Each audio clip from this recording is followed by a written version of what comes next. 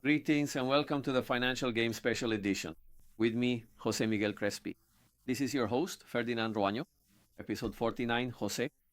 Greetings, Ferdinand. Greetings to all our audience. Happy to be here again in November with our people, our followers, recording at the beginning of November. A lot of information to share. In the next episode, we will once again have a special guest, Michelle Gables, in the segment on an update on the real estate market. Ferdinand, as we closed out October and are now in November, the market is very interesting. The Federal Reserve met last week and they met in the middle of a government shutdown in the United States, which today ties for the longest in history. Incidentally, the previous longest shutdown in history was during President Trump's first administration. But yes, 35 days with the government shutdown, if my math is correct. And so the Federal Reserve met last week precisely in the middle of this situation. Jerome Powell, mentioned the lack of information a bit. The Bureau of Labor obviously did not report the most recent data prior to the Fed meeting, but even so, we had a cut of 0.25%, 25 basis points, bringing the rate to a range of 3.75 to 4% in the Fed funds rate. What did he mention? Well, really, and this is a brief recap, what Jerome Powell mentioned in that press conference was that he did not verbally confirm whether there would be an additional cut in December, which is the only meeting left.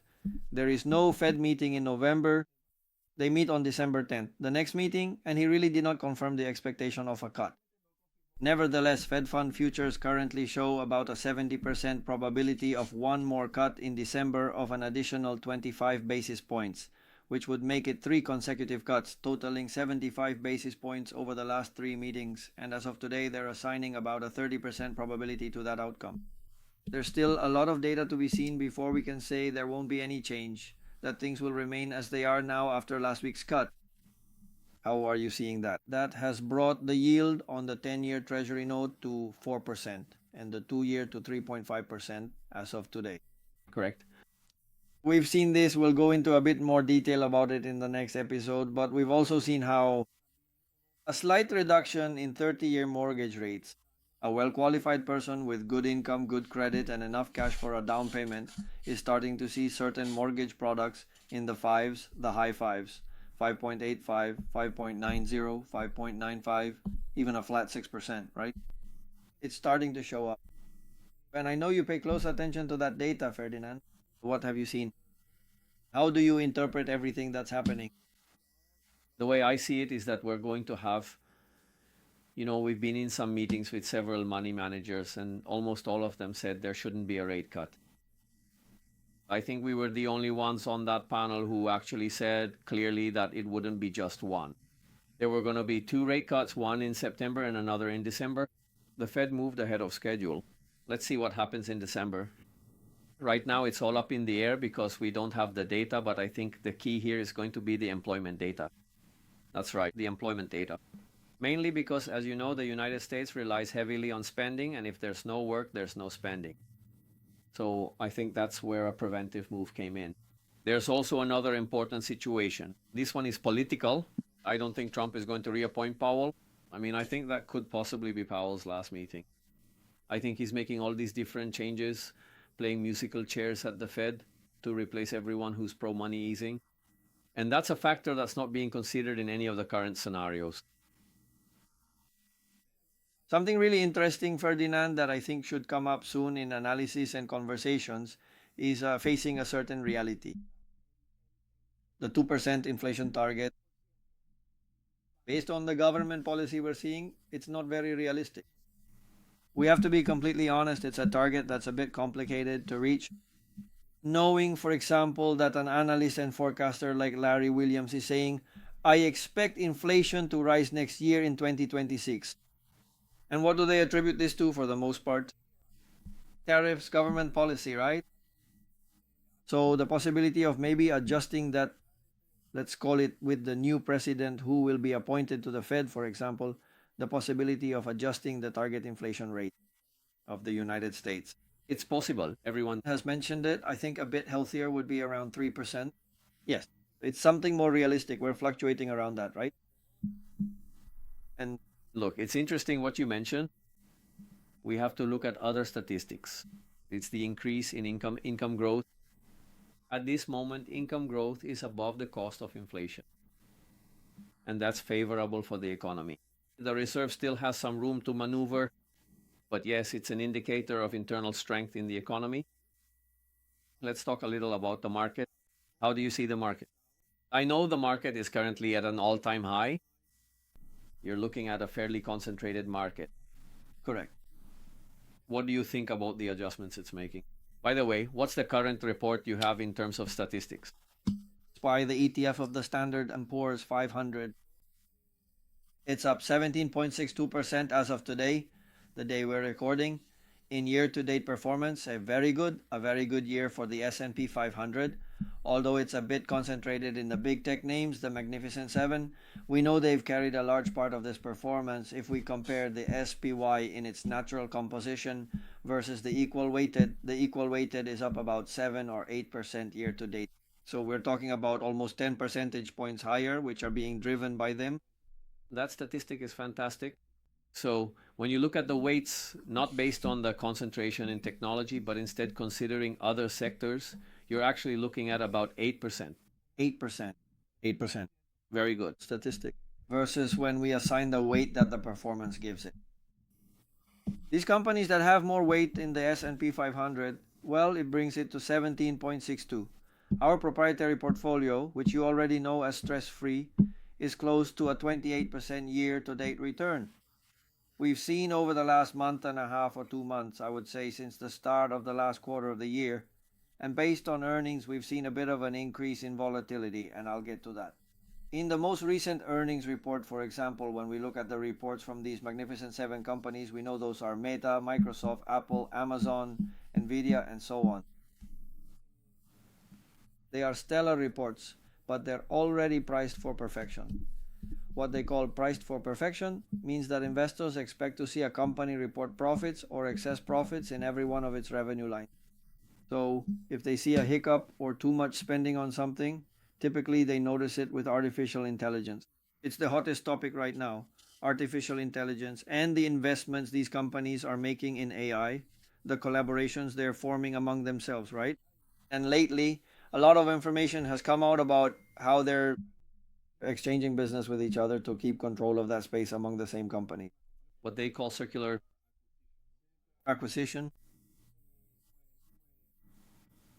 You can see what happened to Facebook's parent company, Meta. They had a stellar earnings report, but then it took a correction for 2 or 3 days. In fact, the day after earnings, it dropped about 15%. We've seen how volatile it is, even though they reported an incredible earnings beat.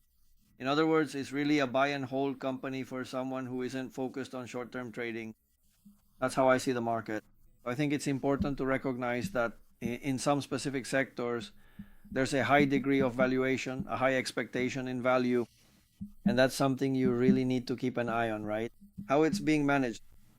Nvidia reported very well, Amazon reported exceptionally well, and the complete opposite. So Amazon has been carrying the portfolio these last few days after its earnings report. And for example, it was an earnings report where they announced layoffs, right? Some of them, given the circumstances, are actually quite well justified. What they're going to do is reallocate funds. They also want to give a bit more to what has to do with AI. So overall, they're reporting very well. My expectation is that we should have a year that ends pretty smoothly. We've already started to see, and you shared with me very interestingly, the initial views from the forecasters out there in the market. We've talked in the past about Larry Williams, one of those who most enjoys forecasting markets, right? Market predictions. Of course, we know what a prediction is, right? Full disclosure, that's exactly what it is. Predicting based on data in the past doesn't mean it's guaranteed, right? But he expects an increase in inflation for 2026. And at some point, and we're waiting for his report to come out, he's seeing that we might have a pretty solid correction in 2026, which would then provide a good entry point for anyone looking to get in. He's looking at it. He called it an excellent buying point that he's watching for 2026 for anyone who wants to enter the market. Now, going back, Ferdinand, to the government shutdown, There are certain fears. Our country in Puerto Rico is starting to run news about maybe adjustments to the United States government's budget. What have you read? What have you heard? About this? Well, it's really the effect of the wealth effect. I mean, if your job isn't secure, the first thing you do is cut discretionary spending in general terms, like at restaurants. We're seeing declines and drops in Miami. I notice it.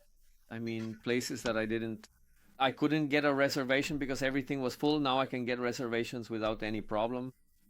And when I go to these places, it's not as busy. People are kind of holding back a little.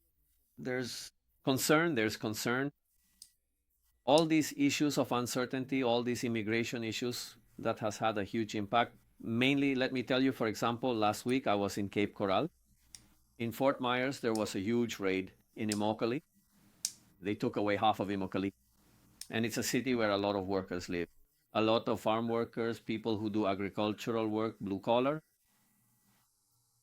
There's also an area in Lehigh Acres where there was a raid. And because of that, there are people who don't even want to go out to work because they're afraid they might really end up in a situation. All of that creates a series of instabilities, and anything that brings uncertainty can cause some kind of shock. And I think the Federal Reserve is looking at it like, okay, AI is going to cause some displacement in the workforce. On the other hand, you have more productivity. On the other hand, you have tariffs and all these cross currents that right now, without data, make it difficult to look ahead and see what's happening. And that's exactly why I believe that on November 13th at 6:30 p.m. Puerto Rico time and 5:30 p.m. Eastern time, we are going to be holding a special webinar called Uncertainty Financial Engineering in an Uncertain Market. This time it will be presented as a Spanish edition, making it accessible to even more people. Yes, because we had done it in English before. In English. They asked us to do it in Spanish, so basically we're going to revisit those topics, but we're also taking the opportunity to add a few extra things. And by doing it in Spanish, there will be some additional content that I think will be very valuable for those who join us that day. And it will include some very important data. We're going to talk a little about tax planning. We're going to discuss a model for converting debt to capital and equity and how to maximize that. We're going to talk about your area, which is financial engineering, and dealing with an uncertain market due to the possibility that at some point we might have an overly overvalued market, and how to protect gains. That's right, yes, it's very important. Here we combine it quite a bit with planning, but it's important to prepare ourselves, be proactive, and address how we can manage these changes, these fluctuations in our investment portfolios. For those people, many of our retired clients, how do I protect? How can I maximize? Nowadays, income is key. This afternoon, we have an important meeting, someone reaching retirement. So, how am I going to plan my income in retirement? How can I create a holistic, well diversified portfolio that generates my income and also protects my balance, my capital? My capital. That's very important, right? Being very proactive in that area. Given markets with a certain degree of uncertainty coming up after, if we close out 2025 as we are now, that would be 3 consecutive years of exceptional returns. Stock markets, very good returns. Real estate as well. But how can we adapt and prepare for any changes? It doesn't mean that it's going to happen.